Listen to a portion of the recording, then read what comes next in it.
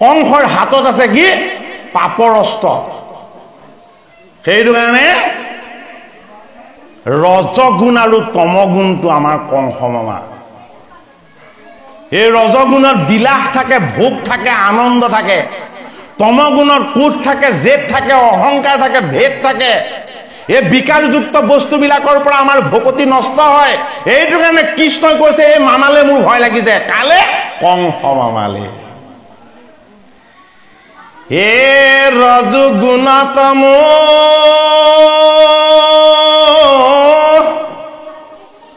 গুণময় বিত্ৰী ও কেৱল আসুৰী ভাৱ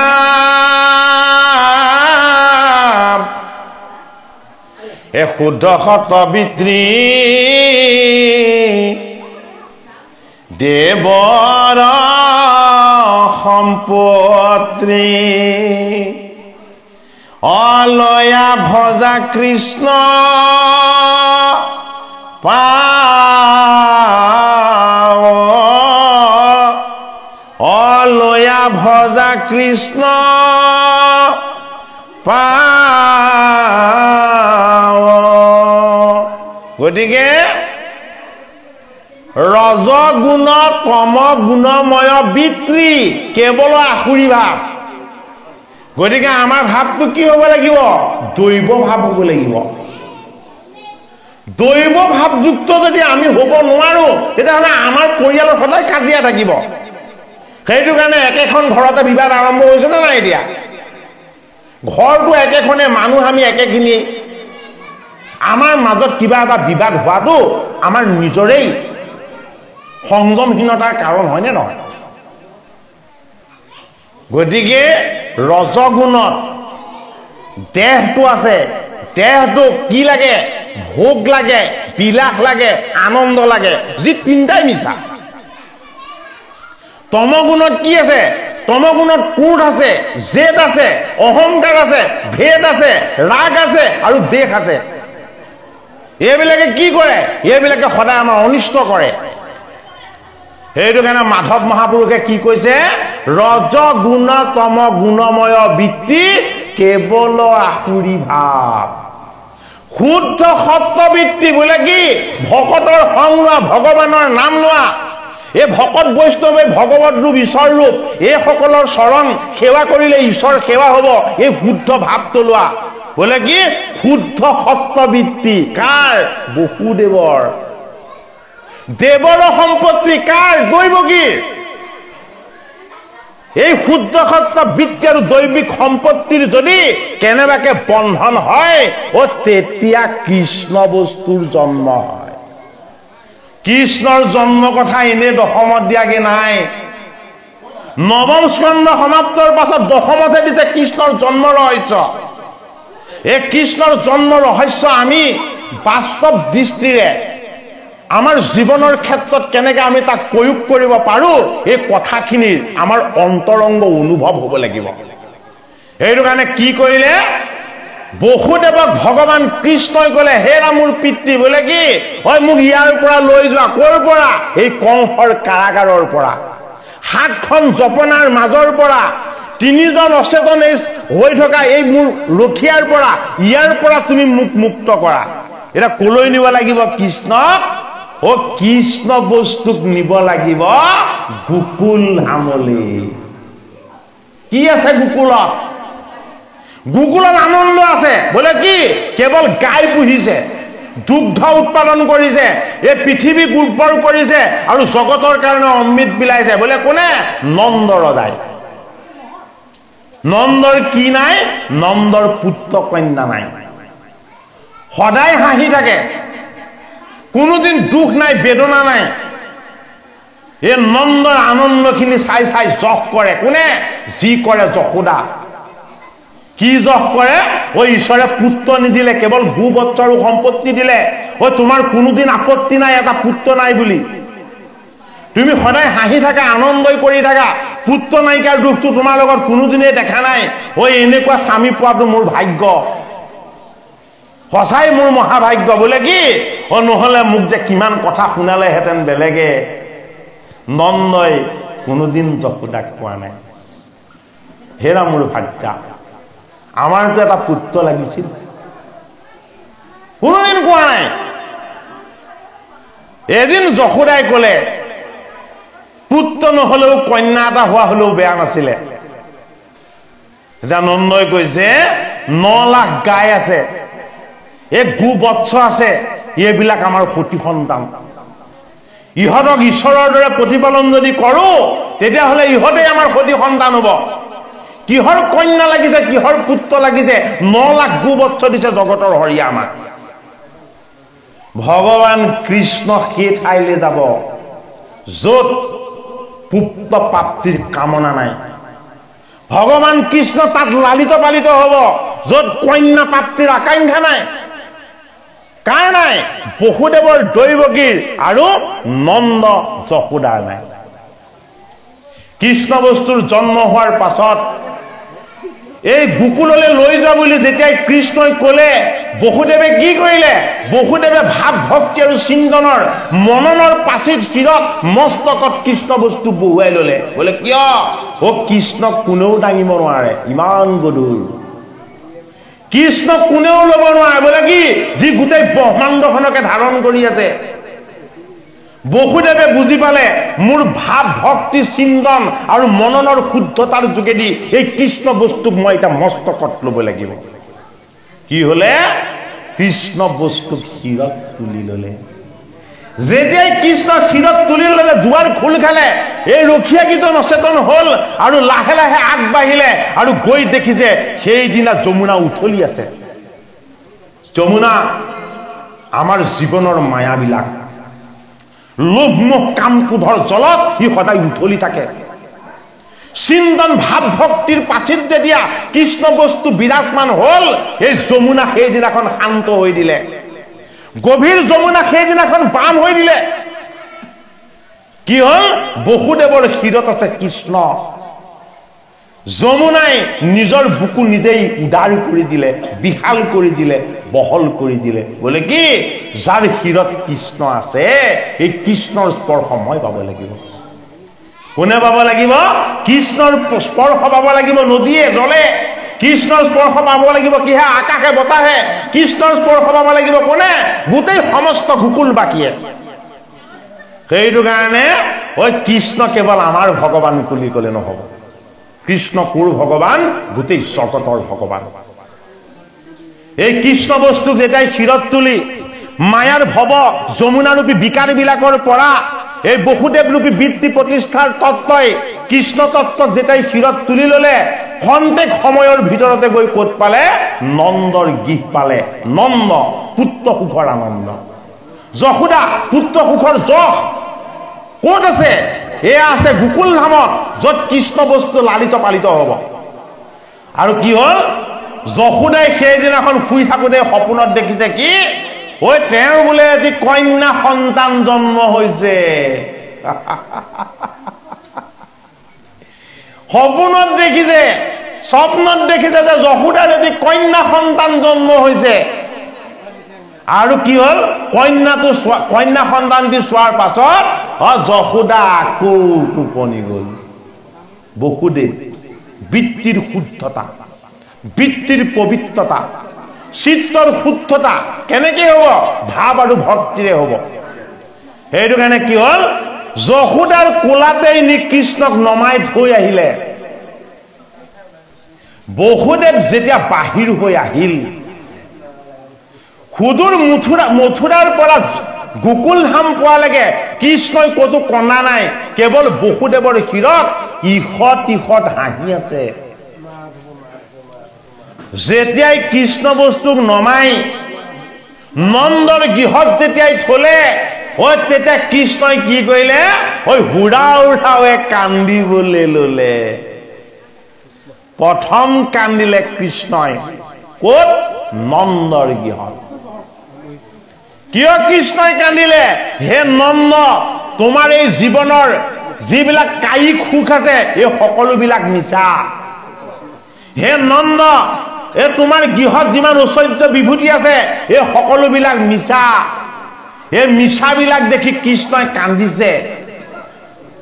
কৃষ্ণই কান্দি কান্দি ক'ব বিচাৰিছে বোলে কি এই সমস্ত বেদৰ মন্ত্ৰবিলাক তোমাৰ গৃহত গাই হৈ আছে এই গাইবিলাক দূষণ কৰিবলৈ মই আহিছো মই বাসুদেৱ কৃষ্ণ আৰু কি হ'ল এফালে কৃষ্ণই কান্দিছে সিফালে গংগু গায়ে কান্দিছে গংগুৱে হেম্বেলিয়াইছে মধ্যৰাতি আৰু কৃষ্ণই কান্দিছে মধ্যৰাতি নন্দৰ গৃহত তেতিয়া কি কৰিলে এই কৃষ্ণস্বৰূপ পুত্ৰ নন্দ আৰু যশোদাই কি কৰিলে কোলাত তুলি ললে আৰু গাইজনীয়ে যে চিঞৰিছে কি কৰিলে গাইজনীৰ ওচৰলৈ কৃষ্ণক লৈ গ'ল বৰ ডাঙৰ তত্ত্ব সেইটো কাৰণে কৃষ্ণৰ চৰিত্ৰ পৰম পবিত্ৰ এই অমৃতময় চৰিত্ৰ আমি অনুভৱেৰে সৈতে উপলব্ধি কৰিব লাগিব কৃষ্ণক আমি বাহিৰত বিচাৰি ফুৰিলে ক'তো নাপাম আত্মশুদ্ধি আৰু ঈশ্বৰ তত্ত্বৰ যোগেদি আমাৰ ভিতৰত আমি কৃষ্ণক দৰ্শন কৰাৰ যিটো ব্যৱস্থা এই ব্যৱস্থাটোক আমি বুজি পাব লাগিব কি হ'ল গাইৰ ওচৰলৈ কৃষ্ণক লৈ গ'ল গংগুৱে হেম্বেলিয়াইছে কৃষ্ণই কান্দিছে যশোদাই ক'লে এই গাইজনীয়ে যদি শুনি দিয়ে কৃষ্ণ কিজনী মনে মনে থাকেই কি হলে গংগু গায়ে যদিও হেম্বেলিয়াই আছিলে কৃষ্ণৰ চৰণ দুখন গাইৰ ফালে আগবঢ়াই দিলে ও গাইজনীয়ে কৃষ্ণৰ চৰণত চেলেকি দিলে কৃষ্ণই প্ৰথম ৰাগ কৰিছে কাৰ লগত গোকুলৰ গাইৰ লগত কৃষ্ণৰ চৰণৰ প্ৰথম স্পৰ্শ দিছে কাক এই গংগু নামৰ গাইগৰাকীক যিজনৰ চৰণ যোগীয়ে মুনিয়ে সিদ্ধগণে হৃদয়ত সদায় চিন্তা কৰে সেইজন জগতৰ হৰি দৈৱকী নন্দন কৃষ্ণই কৃষ্ণক মনত স্মৰণ কৰি কৰি কান্দি কান্দি হেম্বেলিওৱাৰ কাৰণে এই গাইজনীকেই কৃষ্ণই প্ৰথম চৰণৰ স্পৰ্শ দিলে গাই আমাৰ দেহৰ 10টা ইন্দ্ৰিয় এই 10টা ইন্দ্ৰিয়ই কৃষ্ণৰ স্পৰ্শ পাব লাগিব যদি কৃষ্ণৰ স্পৰ্শ নাপায় এই ইন্দ্ৰিয়বিলাক কি হ'ব চঞ্চল হৈ চালনাময়ী হৈ আমাক পাপৰ ফালে লৈ যাব কৃষ্ণ তত্ত্ব কি হ'ল যেতিয়াই গায়ে কৃষ্ণৰ চৰণ স্পৰ্শ কৰি দিলে গাইজনী শান্ত হ'ল আৰু কৃষ্ণই কন্দাৰ পৰিৱৰ্তে হাঁহি দিলে কৈ দিলে বোলে কি হে গাইসকল আগতে তোমালোক বেদৰ মন্ত্ৰ আছিলা এই বেদৰ 9 লাখ মন্ত্ৰ এটা নন্দৰ গৃহত মোৰ চৰণ দৰ্শন কৰিবৰ কাৰণে গাই ৰূপত জন্ম লৈছে গতিকে গোবৎসা ধেনু যেন মতে বৎসক পালয় তুমি সেই মতে ভকতক পালা ৰাম এই তত্ত্ব কথা মাধৱ মহাপুৰুষে লিখিছে গোকুলৰ গোবৎস বিলাককো তুমি হাতত বাঁহি লৈ লৈ তুমি বৃন্দাবনত যিদৰে আনন্দৰে সৈতে চৰাইছিলা হে দৈৱকী নন্দন কৃষ্ণ তুমি আমাৰ হৃদয় বৃন্দাবন আৰু গোকুলত তুমি আত্মৰূপত থাকি আমাৰ এই ইন্দ্ৰিয়বিলাককো তুমি তোমাৰ আনন্দৰ ভাগ দিবৰ কাৰণে তুমি কি কৰিছা আমাক কৃপা কৰিছা দশম স্কন্ধ কৃষ্ণৰ জন্মৰ আনন্দময় ৰহস্য তত্ত্ব একাদশ স্কন্ধত ভকতসকলে ভগৱান কৃষ্ণৰ গুণ নাম যশ কণ্ঠত মালা ৰূপেৰে পৰিধান কৰে একাদশত কৈছে কি বুলি ভগৱান কৃষ্ণই সেই ভকতসকলকে কণ্ঠৰ মণি হিচাপে পৰিধান কৰে আমি কি বুজিব লাগিব অপকীৰ্তি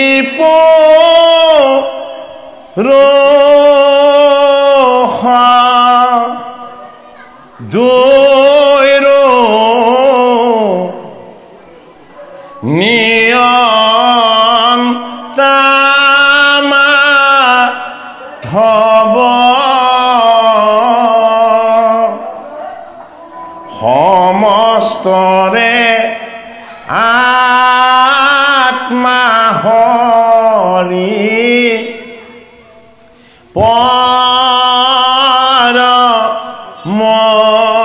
বান্ধৱ ও হে কৃষ্ণ তো পাৱে পখি লোখৰণ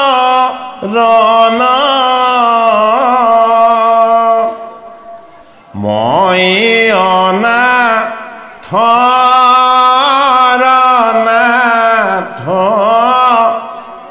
তুমি নাৰায়ণ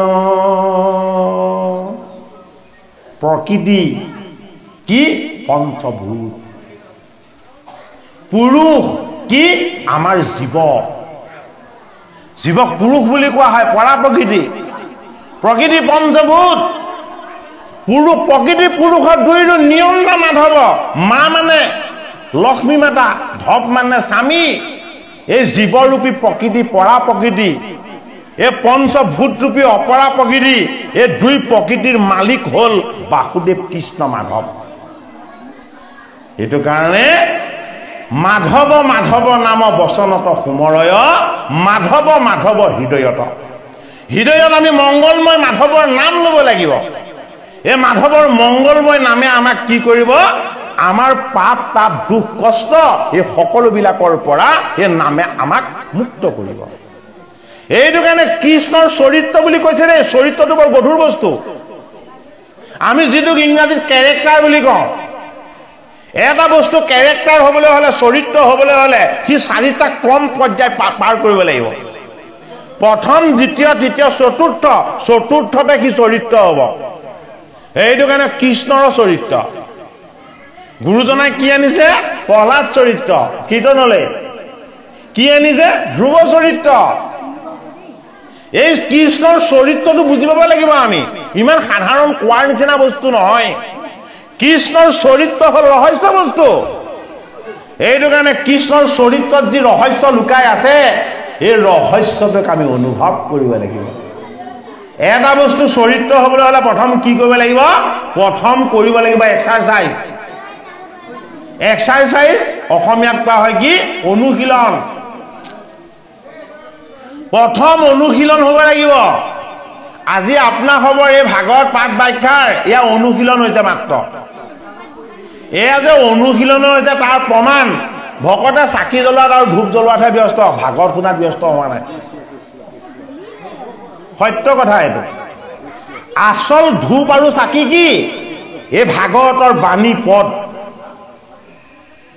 এই ভাগৱত কথাহে ধূপ আৰু চাকি। বোলে কি? এই কথাই সুগন্ধি বিলাই, সেইটো কাৰণে ধূপ। এই কথাই আত্মাৰ পোহৰ প্ৰকাশ কৰে, সেইটো কাৰণে চাকি। হয়নে বাৰু? হয়, আমি চৈতন্য বস্তুটো দেখিব লাগিব, জড় বস্তু দেখিলে নহব। হয়নে বাৰু? এতিয়া চৈতন্য বস্তুটো কি? চৈতন্য বস্তুটো হল ভগৱান কৃষ্ণৰ গুণনামক। এইটো কাৰণে কৃষ্ণৰ জন্মৰ চৰিত্ৰ আমাক শ্ৰৱণ কীৰ্তন কৰিবলৈ কৈছে। বোলে কি? প্ৰথম কৃষ্ণৰ কথা শুনিবলৈ অভ্যাস কৰা, প্ৰথম ভগৱান কৃষ্ণৰ স্তুতি নতি আৰু উপাসনা কৰিবলৈ অভ্যাস কৰা। তেতিয়া কি হব? ভগৱান কৃষ্ণৰ যদি কথা আমি শ্ৰৱণ কীৰ্তনৰ এক্সাৰচাইজ কৰোঁ, অনুশীলন কৰোঁ, এই অনুশীলনটো কৰিলে মানে কি হব? অনুশীলনটো কৰি থাকিলে তাক কোৱা হয় কি? অভ্যাস। কৰি থাকিলে কি হয়? কৰি থাকিলে কি অভ্যাস হয়। হয়নে বাৰু? এই অভ্যাসটো যেতিয়া সুদৃঢ় আৰু সবল হব, তাক কোৱা হয় স্বভাৱ। অনুশীলন, অভ্যাস আৰু স্বভাৱ, এই স্বভাৱৰ যিটো সবল প্ৰতিফলন, তাক কোৱা হল চৰিত্ৰ। সেইটোহে কৃষ্ণৰ চৰিত্ৰ। প্ৰথম ভকতৰ সংগত গীতা ভাগৱত ভগৱন্তৰ নাম বস্তুৰ শ্ৰৱণ কীৰ্তনৰ অনুশীলন কৰিব লাগিব। এই অনুশীলন কৰি থাকোতে থাকোতে এদিন অভ্যাস হব। এই অভ্যাস গৈ এদিন স্বভাৱ হব। এই স্বভাৱ গৈ এদিন চৰিত্ৰ হব।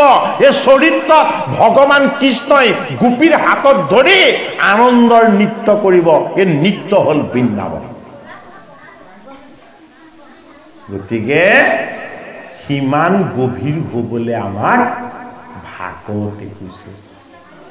আমি কৃষ্ণৰ গুণ গান আৰু তেওঁৰ স্বভাৱ, তেওঁৰ আচৰণ, এইবিলাক আমি অনুভৱ কৰিব পাৰিব লাগিব। জন্ম হোৱাৰ পাছতে প্ৰথম কৃষ্ণই কি কাম কৰিছে বুজিব লাগিব। কৃষ্ণই জন্ম হোৱাৰ পাছতে প্ৰথম যিটো ডাঙৰ কাম কৰিলে, সেই ডাঙৰ কামটোৱে হল পুতনা বধ। আৰে জগতৰ হৰিয়ে প্ৰথম জন্ম হৈ পুতনাক বধ কৰিছে। পুতনা কি আছিলে? কংসৰ অনুচৰ আছিলে। ডাঙৰ তত্ত্ব। কংসৰ অনুচৰ হল পুতনা। কংস কি? আমাৰ ৰজগুণ আৰু তমগুণ। এই ৰজগুণ আৰু তমগুণৰ যি অনুচৰ, এই প্ৰথমজন অনুচৰে কি? প্ৰকৃতি স্বৰূপা। সেইটো কাৰণে নামটো কি? নামটো পুতনা, হয়নে? এই পুতনা হল আমাৰ লোভ আৰু তৃষ্ণা। এই লোভ আৰু তৃষ্ণাৰ যিটো ৰূপ, এই ৰূপটোৱে হল পুতনা। এইজনী পুতনা বাহিৰত নাই, আমাৰ ভিতৰত আছে। এই ভিতৰত থকা ৰজগুণী তমগুণী কংসৰ অনুচৰ স্বৰূপ এই পুতনাজনীক কৃষ্ণ বস্তুৱেহে বশ কৰিব পাৰে, বেলেগ বস্তুৱে বশ কৰিব নোৱাৰে। সেইটো কাৰণে পুতনা বধ। কি দিবলৈ আহিছিলে? কৃষ্ণক বিষ দিবলৈ আহিছিলে। কৃষ্ণ কি? আমাৰ আত্মা। এই আত্মাই কেতিয়া বিষ পান কৰে? যেতিয়া আমি লোভ আৰু তৃষ্ণাত পৰো। আমাৰ লোভ আৰু তৃষ্ণাই আমাৰ আত্মাক বিষ পান কৰায়। সেইটো কাৰণে তাইৰ নাম হল পুতনা। এই লোভ আৰু তৃষ্ণাৰূপী পুতনাৰ যিটো অচেতন তত্ত্ব, তাক কি কৰিব লাগিব? চেতনা শূন্য কৰি দিব লাগিব। সেইটো কাৰণে এই চেতনাটোক কোনে শোষণ কৰে? ভগৱান কৃষ্ণই। সেইটো কাৰণে গুৰুজনাই কি বুলি লিখিছে? কালিক দমিলা পুতনা পুহিলা। পুতনাক বধ কৰিছে বুলি কোৱা নাই, পুতনাক শোষণ কৰিছে বুলিয়ে কৈছে। পুতনা ক'ত আছে? পুতনা আমাৰ মনত বহি আছে, লোভ আৰু তৃষ্ণা হৈ। এই লোভ আৰু তৃষ্ণাটো যদি আমাৰ সংযম নহয়, তেতিয়াহ'লে আমি ভকত হ'ব নোৱাৰিম। কৃষ্ণ ভকতিৰ পথত আটাইতকৈ ডাঙৰ বাধা কি? লোভ আৰু তৃষ্ণা। সেইটো কাৰণে প্ৰথম বধ কৰিছে কৃষ্ণই কাক? পুতনা। তাৰ পাছত কৃষ্ণই কাক বধ কৰিছে? চক্ৰবাত অসুৰক। এই চক্ৰবাতটো কি? জীৱন হল এটা চক্ৰ। কি চক্ৰ? কাল চক্ৰ। এই জীৱনৰূপী কাল চক্ৰত আমাক ঈশ্বৰ ভক্তিৰ পথৰ পৰা ঈশ্বৰ বৈৰী পথলৈ যি নিয়ে, এই ভাৱনাটোৰ নাম হল চক্ৰবাত। সেইটো কাৰণে চক্ৰবাতে কি কৰিবলৈ আহিছিলে? কৃষ্ণৰ গল চেপি মাৰিবলৈ আহিছিলে। আৰু কৃষ্ণই কি কৰিলে? চক্ৰবাতৰ গল চেপি চক্ৰবাতক বধ কৰিলে, হয়নে বাৰু? গতিকে জীৱনৰ কালৰূপী আয়ু ৰেখাত আমাৰ যিমানবিলাক বেয়া বুদ্ধি আছে, বেয়া ভাৱ আছে, বেয়া চেতনা আছে, বেয়া চিন্তা আছে, এই সমস্তবিলাকৰ পৰা আমি আমাক নিজক মুক্ত কৰিব পাৰিব লাগিব। এয়া কি বধ? এয়া হল চক্ৰবাত বধ। ভগৱান কৃষ্ণই কাক বধ কৰিছে? অঘাসুৰ। এই অঘাসুৰ কি? এটা অজগৰ। ক'ত আছে এইটো অঘাসুৰ? আমাৰ ভিতৰত আছে, বাহিৰত নাই। ভগৱান কৃষ্ণই বধ কৰি দেখাইছে। এইটো কাৰণে যিখিনি বস্তু আমাৰ ভিতৰত আছে সেইখিনিহে বধ কৰিছে কৃষ্ণই। বাহিৰত থকা বস্তুবিলাকক কৃষ্ণই বধ কৰা নাই। কৃষ্ণই কাকো বধ নকৰে। বোলে কিয়? তেওঁ চাই দিলে কোটি কোটি ব্ৰহ্মাণ্ড সৃষ্টি হৈ যায়।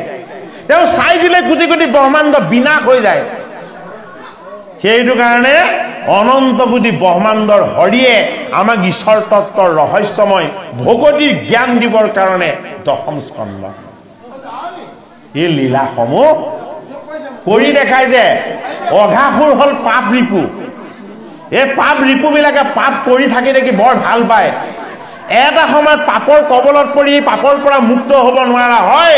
সেইটো কাৰণে অঘাসুৰক ঘালি মহাবলশালী দমিলাহাকালী, হয়নে বাৰু? এই অঘৰূপী পাপ ৰিপুবিলাকক দমন কোনে কৰিব পাৰে? ভগৱান কৃষ্ণই দমন কৰিব পাৰে। সমস্ত পাপৰ বিনাশ কৰোতা হল কোন? ভগৱান কৃষ্ণ। সেইটো কাৰণে কৃষ্ণৰ গুণ নাম যশ আৰু লীলাৰ শ্ৰৱণ কীৰ্তনেই নিৰ্গুণ বস্তু। এই নিৰ্গুণ বস্তুবিলাকে আমাৰ ভিতৰত থকা যিমানবিলাক বিকাৰ আছে, এই বিকাৰবিলাকক কি কৰিব? আঁতৰ কৰিব অথবা দূৰ কৰিব। ভাগৱতৰ একাদশ স্কন্ধত কৃষ্ণৰ স্তৱ কোনে কৰিছে?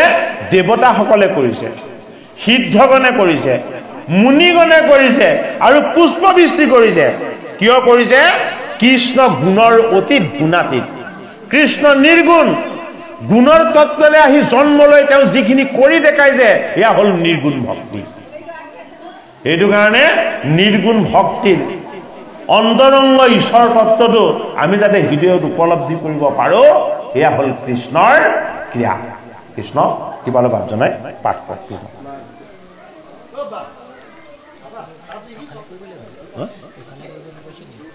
এইখন কৃষ্ণ স্তবৰ মই কৰিছিলোঁ, এইখন বা তুমি অন্তৰ্যামী পুখুৰী যিটো পৰ এইখন বা পঢ়িলে হৈ যায়।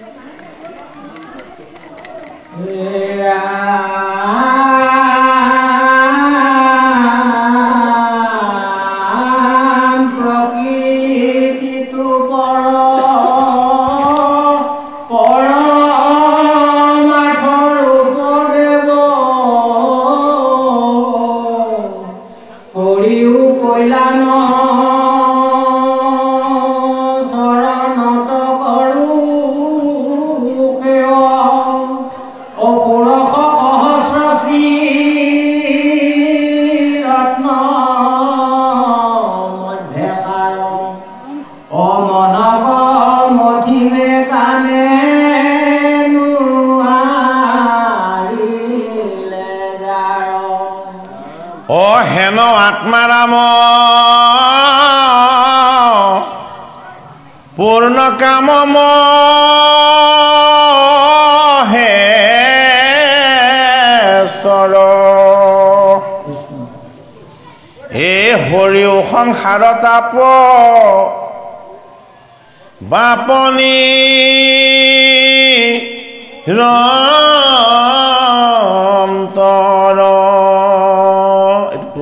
আকৌ মই দিম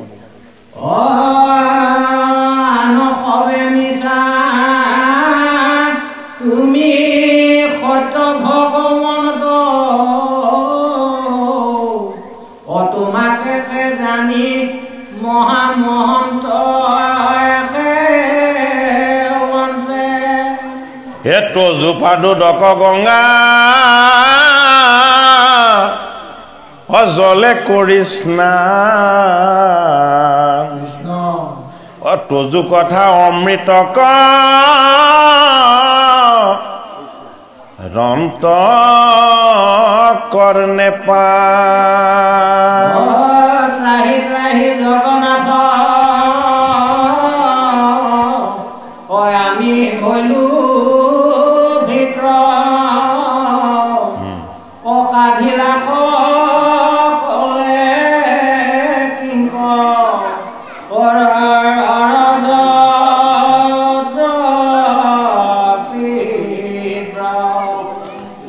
হিমলে প্ৰণামিয়া কৃষ্ণ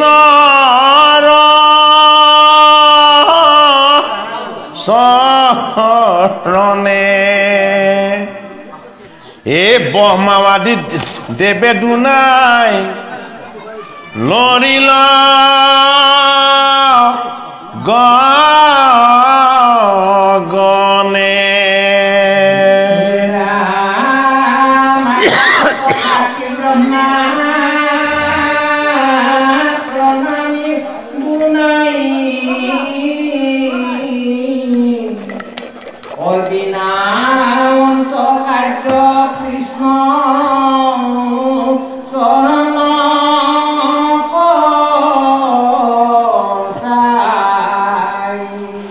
পৃথিৱীৰ ভাৰ সংহ ৰিলাই বিকলে দেৱ কাৰ্য লাগৈ মানে সাধিলা সকলে ধৰ্ম কথা কিলা কীৰ্তি কৰিলা বিস্তাৰ শুনি হৈ লোকে সংসাৰ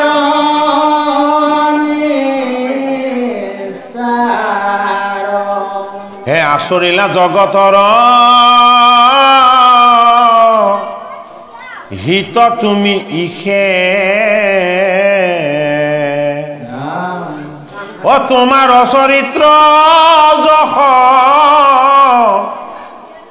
ৰৈল সুদিশে ঋতু অৱতাৰৰ ঋত বিতু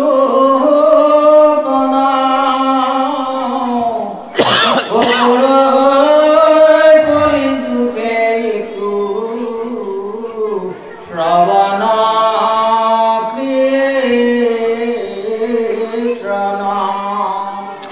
অশেহিষে মহন্তে সুখে তৰিবে সংসাৰ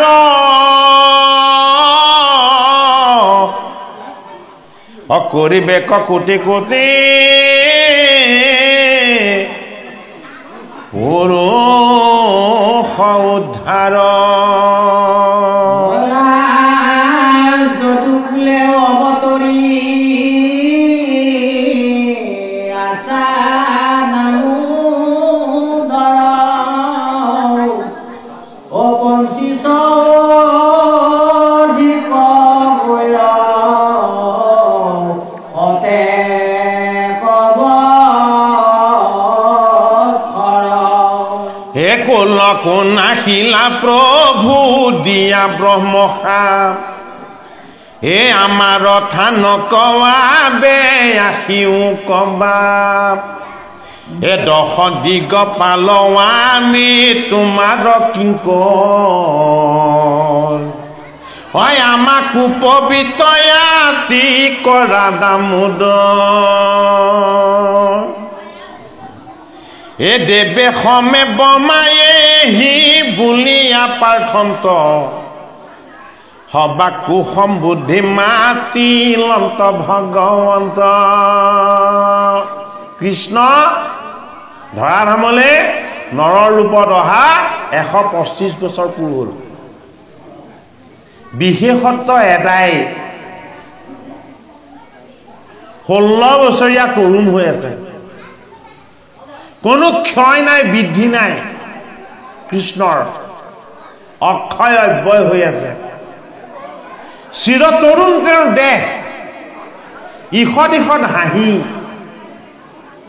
গোটেই জগতকে যেন তেওঁ আনন্দ দিছে তেওঁৰ ৰূপত সেই ৰূপ চাই ঋষি মুনি সাধন সিদ্ধ যোগী ব্ৰহ্মাহৰ সকলো মুগ্ধ কিয় সেয়া কৃষ্ণৰ দেহ ৰূপ নহয় সেয়া কৃষ্ণৰ আত্মা কিয় আত্মাৰূপ আত্মাৰ কোনো বৃদ্ধি নাই আত্মাৰ কোনো ক্ষয় নাই আত্মাৰ কোনো বিকাৰ নাই আত্মা কি আত্মা সদায় আনন্দিত অগ্নিমন্ত কৃষ্ণ কি কৃষ্ণ পৰমাত্মা কৃষ্ণ পৰমাত্মা হোৱাৰ কাৰণে পৰমাত্মাৰ পৰম তত্ত্বটো তেওঁ সকলোকে বুজাব বিচাৰিছে বোলে কি তোমাৰ সন্তানৰ ভালৰ কাৰণে ভাৰ্যাৰ সুখৰ কাৰণে হয়নে পিতৃ মাতৃৰ সুৰক্ষাৰ কাৰণে তুমি সদায় ভগৱানক তুতি নতি উপাসনা কৰা হয়নে মই ঋষিসকলক নিমন্ত্ৰণ কৰিছো কেলে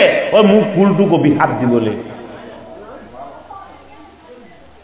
সেইটো কাৰণে কৃষ্ণ বিপৰীত দেৱতা তেওঁ যিটো কৰি দেখায় তেখেতো সত্য সত্যটো বুজাব বিচাৰিছে হয়নে যে মোক তুমি অনুভৱ কৰিবলৈ অভ্যাস কৰা মোক চিন্তা কৰিবলৈ অভ্যাস কৰা মোক ভাল পাবলৈ আৰু মোক উপাসনা কৰিবলৈ তুমি অভ্যাস কৰা বোলে কি এইটোৰ কোনো ক্ষয় বৃদ্ধি নাই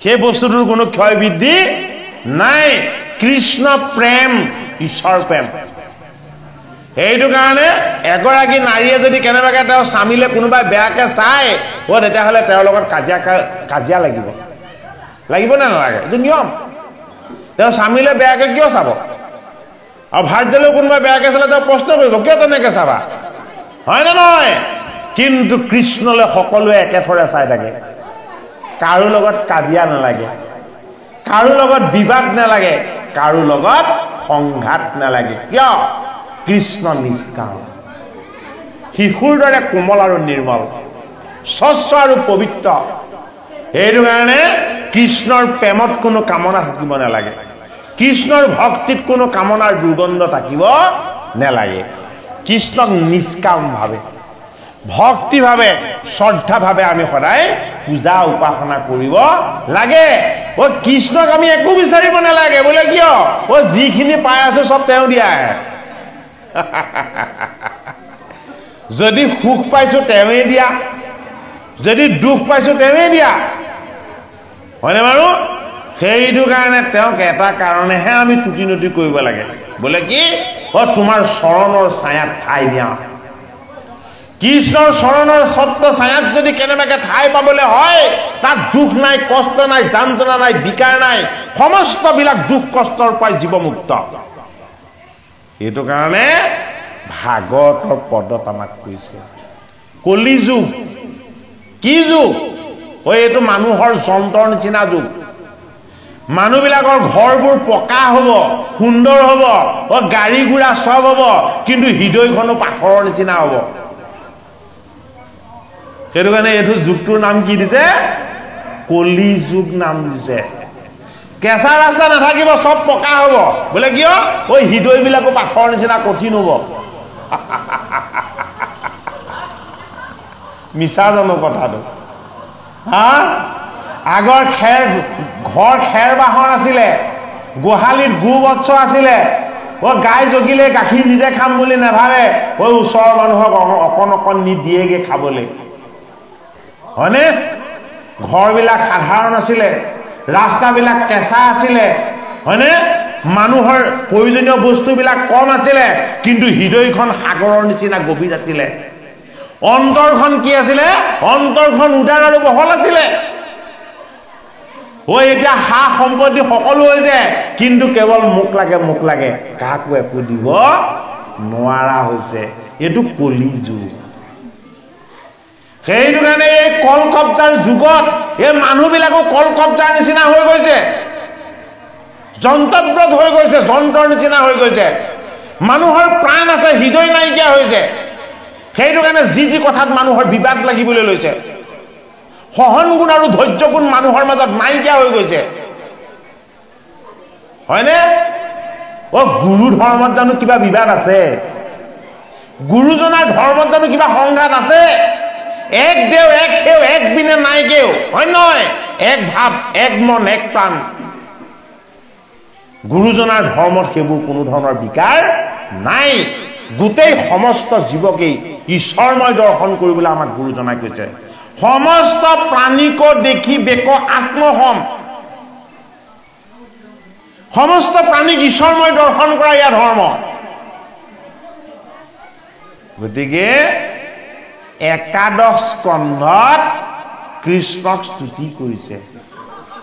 ব্ৰহ্মাদেৱ, ইন্দ্ৰ, শিৱ, নাৰদ, লক্ষ্মী মাতা এইসকলে কৃষ্ণক স্তুতি কৰিছে একাদশত। কি বুলি স্তুতি কৰিছে? হে কৃষ্ণ, তুমি দ্বাপৰ যুগৰ লীলা কৰিলা 125 বছৰ পূৰল। তুমি আমাৰ ঐশ্বৰ্য আৰু সম্পত্তি 10 দিকপাল তুমিয়ে পালন কৰি ৰাখিছা। সেইটো কাৰণে ব্ৰহ্মাই কৈছে তুমি তোমাৰ আচল ঈশ্বৰ তত্ত্বলৈ আকৌ গমন কৰা। ঈশ্বৰ তত্ত্বটো কি? তুমি কৃষ্ণৰ ৰূপত আছা, ৰূপৰ পৰা মুক্ত হোৱা। তুমি কৃষ্ণ যদু বংশত গুণত আছা, এই গুণৰ পৰা তুমি আকৌ গুণাতীত হোৱা, হয়নে? কৃষ্ণ যদি আকৌ গুণমুক্ত হবলৈ হয়, অকল কৃষ্ণ হলে নহব, কি হব লাগিব? গোটেই যদুকুল গুণমুক্ত হব লাগিব। গোটেই যদুকুলটোক গুণমুক্ত কৰিব লাগিব, নিৰ্গুণলৈ লৈ যাব লাগিব। সেইটো কাৰণে ভগৱান কৃষ্ণই কি কৰিলে? এই যদুকুলৰ প্ৰজাবিলাক মই নিজেই, এইবিলাক আৰু মোৰ মাজত কাইটোৰ পাৰ্থক্য আছে, আত্মাৰ কোনো পাৰ্থক্য নাই। ইহঁতৰ যিমান শক্তি সামৰ্থ্য আছে মোৰো সিমানেই আছে। ইহঁতক কোনেও বধ কৰিব নোৱাৰে, বিনাশ কৰিব নোৱাৰে, ইহঁতি অবৈধ। সেইটো কাৰণে কি অস্ত্ৰ লাগিব? অভিসম্পাত অস্ত্ৰ লাগিব। মোৰ আশীৰ্বাদত এই যদুকুলৰ প্ৰজাসকলক 33 কোটি দেৱতাক মই মৰ্ত্যলৈ আনিছিলো, ঋষিৰ অভিসম্পাতত এইবাৰ মই বৈকুণ্ঠলৈ লৈ যাম।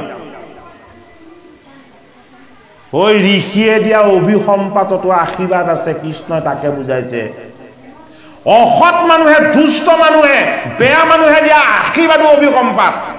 ভাগৱতে কৈছে সৎ শুদ্ধ নিৰ্মল স্বভাৱ চৰিত্ৰৰ যদি কেনেবাকে কোনোবা জনে আমাক যদি অভিসম্পাতো দি দিছে তেতিয়াহ'লে কি আমাৰ কাৰণে আশীৰ্বাদ হৈ যাব পাৰে ভাগৱত শাস্ত্ৰই দেখুৱাইছে কি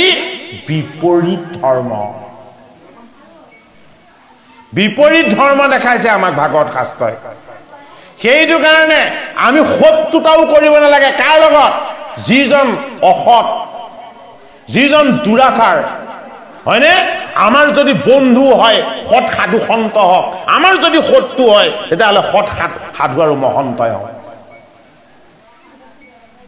ভাগৱত শাস্ত্ৰই আমাক দেখাইছে এইটো কাৰণে কৃষ্ণই কি কৰিছে কৃষ্ণই ঋষিসকলক অন্ন দিবৰ কাৰণে গৃহলৈ মাতিলে কৃষ্ণৰে পুত্ৰ শাল্ব আদি প্ৰজাসকলক কি কৰিলে কৃষ্ণ সদায় মনৰ মাজত সোমাই বৰ ডাঙৰ কথা ৰূপটো সুন্দৰ দেখিলে মোৰ যায় আৰু প্ৰত্যেকৰ মনৰ মাজত তেওঁ সোমাই যায় ইফালে ঋষি আহিছে আৰু কৃষ্ণ হল যোগেশ্বৰ যদুকুলৰ প্ৰজাৰ মনৰ মাজেদি হৃদয়ত প্ৰৱেশ হৈ গল সিহঁতৰ মনত কপট বুদ্ধি দি দিলে শাল্বক এগৰাকী কন্যা সজালে আৰু গৰ্ভৱতী মহিলাৰ ভাও ৰুবৰ কাৰণে পেটত এটা গদাল বান্ধি ললে আৰু বান্ধি লৈ কি কৈছে ঐ ঋষিসকলক পৰীক্ষা কৰিবলৈ যাবলৈ ওলাইছে যি ঋষিক কৃষ্ণই পূজা কৰে যি ঋষিক কৃষ্ণই উপাসনা কৰে যি ঋষিৰ তত্ত্ব কৃষ্ণই গলত পিনে এই ঋষিসকলক পৰীক্ষা কৰিব কোনে এই যদুকুলৰ অনাচাৰী প্ৰজাই এটা কোন বিতুষ্ট হল বিতুষ্ট ঋষি হোৱা নাই বিতুষ্ট হৈছে কৃষ্ণ মই যাক সেৱা কৰোঁ মই যাক শ্ৰদ্ধা কৰোঁ মই যাক উপাসনা কৰোঁ যদুকুলত জন্ম হৈ তেওঁলোক স্বৰূপ ঋষিক তোমালোকে পৰীক্ষা কৰিবা ইমান অধৰ্ম মই সহ্য কৰিব নোৱাৰো এইটো কাৰণে সুধিলে শাল্বই হেৰা ঋষিসকল ঐ এই কন্যাগৰাকীৰ গৰ্ভৰ পৰা কি জন্ম হব হয়নে ঋষি বাহ্যিকমুখী নহয় অন্তৰ্মুখী তেওঁলোকৰ লগত ভগৱন্ত কৃষ্ণৰ অন্তৰ্যামী শক্তি আছে কোনে দিছে ভগৱান কৃষ্ণই দিছে অন্তৰ্দৃষ্টিয়ে চোৱাৰ লগে লগে গম পালে ও এয়া দেখোন কৃষ্ণৰে পুত্ৰ কৃষ্ণৰ পুত্ৰই কিয় এনে অকাৰ্য কৰিছে যি গদা নামৰ প্ৰতীক এই গদাক কিয় কপট ৰূপত তেওঁলোকে পেটত বান্ধি পুত্ৰ সজাইছে কি হৈ গল লগে লগে ঋষিয়ে অভিসম্পাত দি দিলে বোলে কি ঋষিক বুজি নাপালি ঋষিৰ সাধনাক চিনি নাপালি তহঁতৰ কুলৰ ভগৱান কৃষ্ণয়ো ঋষিক উপাসনা কৰে তেনে ঋষিক তহঁতে কি কৰিছ পৰীক্ষা কৰিবলৈ আহিছ তহঁতক অভিসম্পাত দিছো বোলে কি এই গৰ্ভত যিটো বান্ধি লৈছ এইটোৱে তহঁতৰ মৃত্যুৰ কাৰণ হ'ব সেইটো কাৰণে কি কৰিলে সেই গদাডাল সাগৰৰ পাৰলে নি ঘঁহি ঘঁহি ঘঁহি ধুলি বালি কৰি দিলে অকণমান থাকিলে কাঁইটটো শেষত ঘঁহিলেও ক্ষয় নাযায় ঐ সেইটো দলিয়াই জললে পেলাই দিলে আৰু এটা মাছে খাই দিলে সেই মাছটোকে জৰাবিয়াদে বধ কৰিছিলে জৰাবিয়াদে সেই মাছটোক কি কৰিলে পালে আৰু পাই তাৰ পেটটো ফালোতে কি পালে সেই লোহাৰ তীখাৰ সেই তীক্ষ্ণ সেই অস্ত্ৰকণ পালে আৰু ধনু শৰৰ আগত সেইটো লগাই ললে হয়নে বাৰু ঐ শেষৰ কণেৰে সৈতে কাক আক্ৰমণ কৰা হল ভগৱান কৃষ্ণ কৃষ্ণৰ চৰিত্ৰ পৰম অমৃত প্ৰভাস ক'ত আছে সমুদ্ৰৰ পাৰত আছে এই সমুদ্ৰ কি এই সমুদ্ৰ আমাৰ সংসাৰখন এই সংসাৰৰ পাৰত এখন তীৰ্থ প্ৰভাস এই প্ৰভাস হল আমাৰ জীৱন আমি আধ্যাত্মিক দৃষ্টিৰে বস্তুবিলাক চাব লাগিব এই সংসাৰৰূপী সমুদ্ৰৰ পাৰত আমাৰ জীৱন হল এখন তীৰ্থক্ষেত্ৰ এই জীৱন তীৰ্থক্ষেত্ৰত আমি কি কৰিব লাগিব এই জীৱন তীৰ্থক্ষেত্ৰত সমস্ত জড় প্ৰকৃতিক আমি ঈশ্বৰ দৰ্শন কৰিবলৈ অভ্যাস কৰিব লাগিব এই প্ৰকৃতিয়ে ঈশ্বৰ আৰু ঈশ্বৰে প্ৰকৃতি কি হল যদুকুলৰ প্ৰজাসকলক ভগৱান কৃষ্ণই গুণমুক্ত কৰি দিব বিচাৰিছে। কি কৰিলে যে প্ৰভাস তীৰ্থত নি এই সকলোবিলাকক কি কৰিব লাগিব? দেহৰ জড় বন্ধনৰ পৰা মুক্ত কৰিব লাগিব। এই যে গদাডাল ঘঁহিছিলে পিহিছিলে তাৰ পৰা বন সৃষ্টি হ'ল। এই বনবিলাক কি বন আছিলে? মাধুৰী বন। কিহৰ প্ৰতীক? গদাডাল ঘঁহি মাজি তাৰ বীজৰ পৰা সৃষ্টি হয় মাধুৰী বনটো কিহৰ প্ৰতীক? এইটো আমাৰ মই মতালী স্বভাৱৰ প্ৰতীক। এই সংসাৰ সমুদ্ৰৰ পাৰত আমাৰ মৃত্যুৰ কাৰক ৰূপী মাধুৰী আমাৰ হল মই মতালী স্বভাৱ, কাকো নমনা, কাকো নুবুজা। এই মই মতালী স্বভাৱটোৱে আমাৰ মৃত্যুৰ কাৰণ হয়। এইটো কাৰণে মাধুৰী বনেৰে মৰিয়াই মৰিয়াই এই যদুকুলৰ বাকী প্ৰজাসকলক ভগৱান কৃষ্ণই বধ কৰিছে। অৰ্থাৎ আমাৰ মৃত্যুৰ কাৰণে আমাৰ অহংকাৰেই যথেষ্ট, আমাৰ মৃত্যুৰ কাৰণে আমাৰ মই মতালী স্বভাৱটোৱে যথেষ্ট। সেইটো কাৰণে ভগৱান কৃষ্ণই কি কৰিছে? প্ৰভাস তীৰ্থত কৃষ্ণ আৰু ৰামে মাধুৰী বনেৰে মৰিয়াই মৰিয়াই এই যদুকুলৰ প্ৰজাসকলক বধ কৰিছে। নিজৰ নিজৰ মাজতে কাজিয়া লাগিছে। মানে কি বুজালে? সকলো একে আত্মা ঈশ্বৰ। ইজনে সিজনক চিনি নাপালে সংঘাত আহিব, প্ৰতিযোগিতা আহিব, বিবাদ আহিব, তাৰ পৰাই ক্ষয়ৰ উৎপত্তি হ'ব। ভগৱান কৃষ্ণই ভাগৱতৰ 11 স্কন্ধত এই প্ৰভাস তীৰ্থৰ যাত্ৰাৰ যোগেদি আমাক জনাব বিচাৰিছে, বুজাব বিচাৰিছে। এই প্ৰভাস ৰূপী দেহ তীৰ্থলৈ জগতৰ হৰিয়া আমাক আনিছে। এই দেহ তীৰ্থতে আমি কি কৰিব লাগিব? আমি ভকত ভগৱন্তৰ চৰণ সেৱাৰে, গোবিন্দৰ গুণ কীৰ্তন যশৰ উপাসনাৰে সৈতে আমি ভগৱত প্ৰাপ্তিৰ যিটো এক পথ, গুৰুৰ চৰণ সেৱা, ভকতৰ চৰণ দৰ্শন, সৎসংগৰ লগত ভগৱন্তৰ গুণ কীৰ্তনৰ অনুভৱ, এইখিনিয়ে হ'ব আমাৰ জীৱনৰ আচল নিৰ্গুণ সম্পত্তি। এই সম্পত্তিৰ কেতিয়াও বিনাশ নহয়। এইটো কাৰণে বৈকুণ্ঠলৈ গ'ল কৃষ্ণ। বৈকুণ্ঠত কোনো বস্তুৰ বিনাশ নাই। ভগৱান কৃষ্ণৰ গুণ নাম যশ অক্ষয় অব্যয় বস্তু। এই বস্তুৰ কোনোদিন কেতিয়াও বিনাশ নহয়। কৃষ্ণ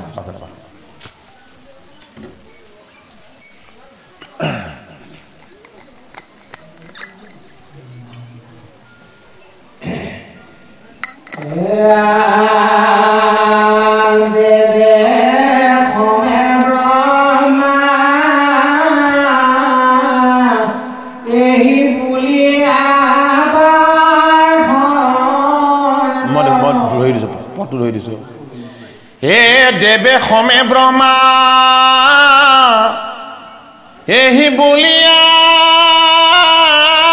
পাৰ্থন্ত এ সবাকো সম্বোধি মাতি লন্ত ভগৱন্ত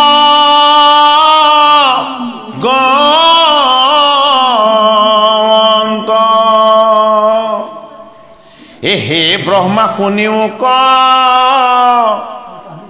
বচন আমাৰ দুইটো সংহাৰিলো পৃথিৱীৰ মহাভাৰ যাওঁ যে বেইটো যদু কুল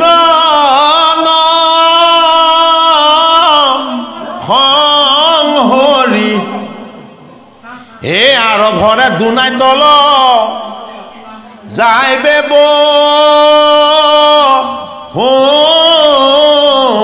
ধরি পরম দর্পিষ্ঠ যদু কুল নিবাই বিপসা পচলে আক করিব সংহার এ বৈকুণ্ঠক জানতে যাইব তোমার গৃহক আজি আজি আগ হুয়া খবে চলি উৎসর্গক কোনি হেন ব্রহ্মাদেবে দুরি দুরহাত দেবে হমে মাধবক কৰি প্ৰণিপাত অপৰমানন্দে বজাই দুন্দুভি খান অমেৰাণী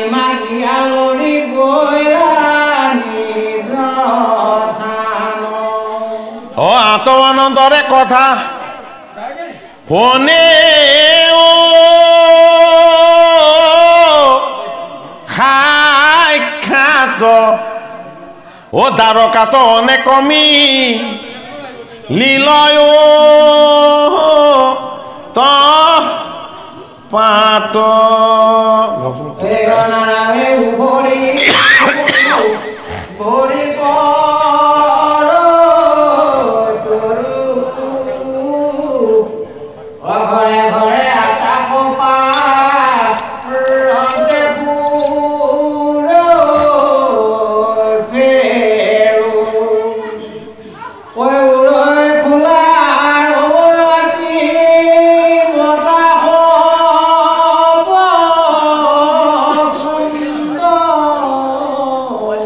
সঘনে নিৰ্ঘাত পৰৈ লৰৈ ভূমিখন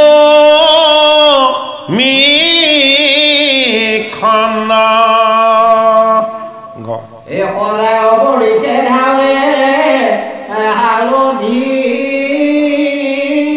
ৰুধিৰ অন্ন কান্দন্তে লোকৰ থৈ সুৰপ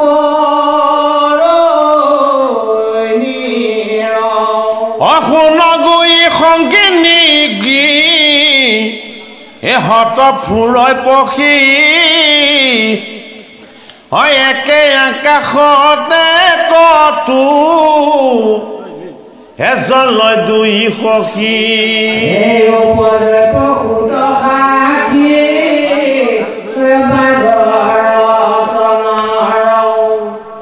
আকাশত